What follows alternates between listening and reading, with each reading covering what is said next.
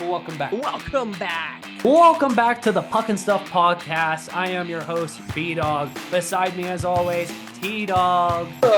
Panthers have won the Stanley Cup. Yes! Thank the Lord! Utah, holy moly. Poor Arizona fans. They did need Lindholm. I'm glad I'm not paying that contract. This core hasn't worked. You haven't gone anywhere.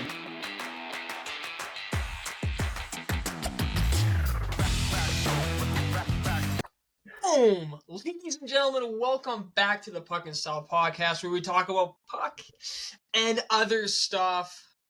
Biggest thing coming out of the NHL, the Florida Panthers have repeated back-to-back Stanley Cup champions. The league is in shambles. Bettman's happy, but the fans, they want something else. I don't know what they want. I think they just enjoy the whole they're out their parties, man. They look like they're having a lot of fun. But hey, what a finals. We're gonna talk about it right here. And B-Dog, I gotta hear your opinions on this whole thing. This whole finals. This was a good playoffs. I really enjoyed it. And you know what? I can't believe I'm doing this for the second year in a row. Yes! Thank the Lords that the Florida Panthers are back-to-back champions, and the Flames fans are the only true fan base cheering other than Florida Panthers fans because the Oilers have lost back-to-back Stanley Cup finals. You know what? As a Flames fan, I'm happy. I'm happy. There are 3 former Flames right now. One of them a Conn Smythe MVP winner. One of them being one of the best players on their team, one of the worst involved in one of the worst trades in Calgary's history. And then AJ Guerrier are partying with the cup. I can't really be mad. We saw Brad Marchand's story. He thanked the Flames organization. What an absolute legend. I appreciate it. But yeah, you know, this might be the only time you're able to be in the cuck chair and not being too crazy. Exactly. Thanks, Tree Living. How's Toronto doing? But my goodness. So, I mean, it's been a couple days now since the finals is over. Recouping our thoughts and everything to kind of get back into this and do a review. And I mean, for me, I think my opinions haven't really changed since the series ended. So at least I know that I'm not kind of just in my recency bias phase right now. I am missing hockey. I can't lie. I actually do miss. I kind of wish we went to a game 7. You know, one, because my prediction would have been right. Your prediction was right, so good for you, buddy. Hey, you picked the right team. That's enough for me. We both did. That's right. We both did. Yes. So we'll go from here. We might as well just get kind of into a review, talk from there. This was turning out to be probably one of the best finals we have ever seen. But it just became an absolute domination scale for the Panthers. Just wow. Answer for everything the Oilers threw at them, and it made them look like, I don't know. Is there any team that could even come close to giving the Panthers a run for their money? Well, Colorado has a good history of ruining Florida's dynasties. A lot of edits have been going off right now, being like they destroyed Tampa's dynasty. They could do it to Florida next year. Who knows? It's very true. But like, my opinion is this: I think these teams are 1 and 2. I don't think there's another team that is close to that. This season, things can change, of course, because of the cap and free agency signings and trades and all of that. But just looking at this team as a whole, the way that Edmonton, first off, you got to give them credit because the way they came back in the LA series, the domination against Vegas and the domination against the Stars. I think you have to look at that, and you got to give them credit. There's no excuse for that. These teams should have been in that league to be able to, force that to a 7-game series, I think, but that didn't happen. Could Colorado give that? Yeah, probably. They probably would have given Edmonton a much harder run for their money, but they lost to Dallas. So you can't do much about that. Now, look on the east side. Man, I thought Tampa was going to do something this year. No, I was wrong. They just looked really good. I think the best defense pairing Tampa had for the season. But it just seemed to not fare well. And look, actually, give credit to some Toronto fans here. We like to reference them all the time. They gave Panthers the best run for their money this entire season. So maybe Toronto's second best. I don't know.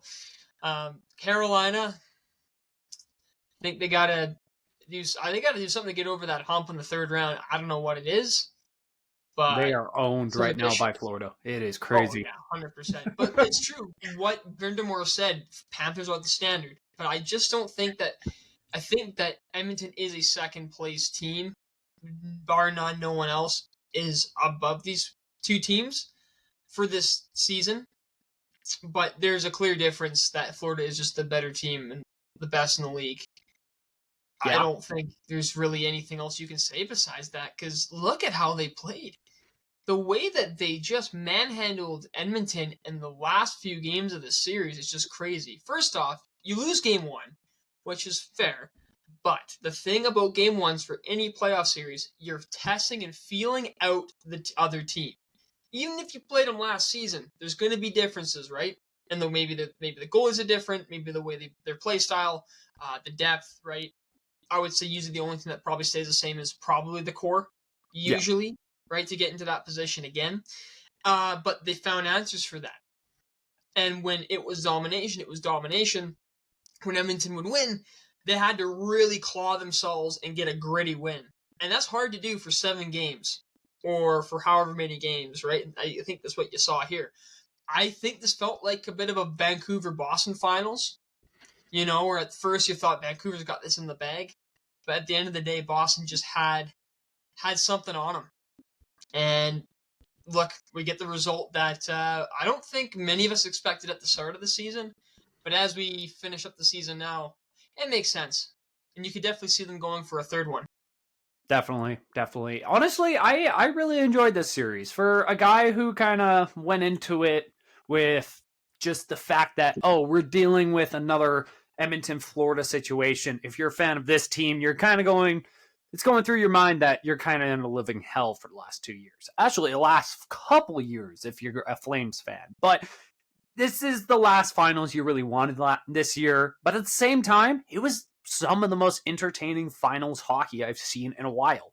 When you have literally the first game one and game two end up in an OT, double OT, one of them, and it's a tied series, that's a good start. That's a really fun start. Game three back in Florida was kind of a killing by Florida. Florida won 6-1. Edmonton did kind of come back. For game four. Forced another overtime. I got to give them that. They made a good push, but actually, sorry, my apologies. They did win game four and OT in game five to tie up the series 2-2. And then in game five, on the road, back in Edmonton, a game where you could really see Edmonton come out, take a lead in the series, potentially ended in 6, still have an extra game for 7. They get killed 5-2. And it was concerning. It was very concerning if you're an Oilers fan in general, because you're like, okay, we were down 3-1 last year. You thought you were already down, and then you forced game 7. A lot of Oilers fans thought, oh, this might lead the same way. That's why I predicted Florida in 6, but if it went to 7, Edmonton's winning. Because, momentum, going back to Edmonton, just everything could be riding on Edmonton in game 7. But nope, it doesn't go to game 7. Ends in game 6, 5-1. To be honest with you, I was not happy with Edmonton's performance through the last game 5 and 6. But at the same time, I'm happy because I'm a Flames fan, right? But no, it looks like sloppy play from Edmonton. The only player that was really producing well in that finals for sure was, I would say, Draisaitl. They were shutting down McDavid any chance they got. And some of it looked dirty. I do got to admit that. They did McDavid a little bit dirty on some of those. But if you had to give an MVP of the playoffs to a Edmonton guy, it would be Draisaitl 100%. Yeah, He won a couple of those OTs. He was a big supporter. He was on the gas, no break, all series, and they just couldn't get it done. I never thought that with the missing of Zach Hyman in this series would be as impactful if it was, because you really, at the same time, you really couldn't put Draisaitl and McDavid on the same line, because then your second line would suffer, because there's no impactful player, you would say, on that line. It was a masterclass, not in just the defensive end, but everything. To me, every facet of the game Florida was better at. And I mean every facet. Could you even say there was one thing? Like at the end of the series, not just one game, like at the end of the series, that there was one thing that Edmonton was better at? No. I don't think so. They couldn't beat them in puck battles. Defensively was not even close. Goaltending wise wasn't even close. Yeah. Maybe forward play, maybe, but I don't know. Florida kind of took over after, I would say, like after game 4, it kind of went all downhill for Edmonton. It really did. And the Panthers did this with a hurt Barkov, who has some great passes, but wasn't the play. Even Kachuk, right? Kachuk Actually, yeah, there was at least, you could say, 3 to 4 players on Florida that were hurting bad. But and they still came out and ended this in 6. It was their depth. But man, Marchand adding him and putting him on that third line was fantastic. The only line that Edmonton had better than Florida was the fourth. Yeah. So, but still, that fourth line was able to do what they needed to do, play gritty and get under the skin. So, if you enjoyed this recap of the Stanley Cup Finals, leave a like, leave a comment, and please subscribe. Thank you for subscribing to our channels on Instagram, TikTok, and YouTube. We appreciate it. Almost on 1,000 here on YouTube. Please subscribe to us. Please help us get to that milestone. That would be great. D-Dog, I've already kind of said a lot, but take it away. Well, like you said, right? Comment question of the day. How do you guys feel about this finals? What do you think is going to happen with the Panthers team and this Oilers team in the offseason? And why not? Who's going to be your early runners for the Cup next year? Yeah, why not? I mean, it's going to all change when the free agency happens, but hey, it's always fun to talk, right? So why not?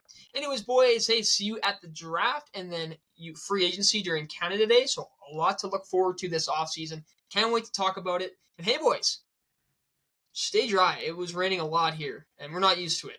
We're flooding again? Help! Yeah, oh, no. I'll see you guys in the next one. All right. Fair enough. Peace, boys.